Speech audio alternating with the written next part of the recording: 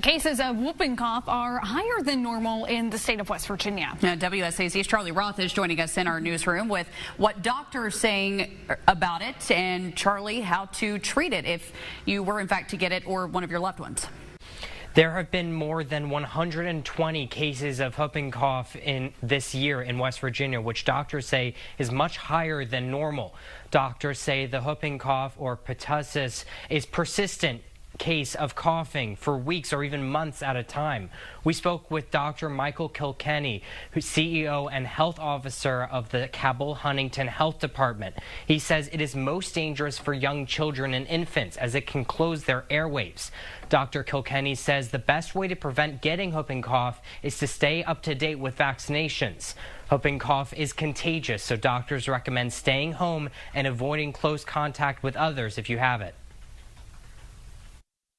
If you think you have it, go to the doctor. If you know you are exposed to someone who had it, go to the doctor, because they can treat you before you get sick to keep you from getting sick.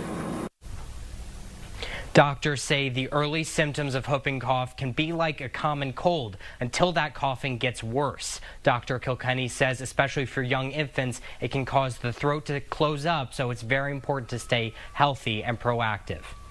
All right, thank you, Charlie. And again, if you do believe that you have been exposed, you can visit the doctor to meet with your medical team, and they'll be able to get you taken care of.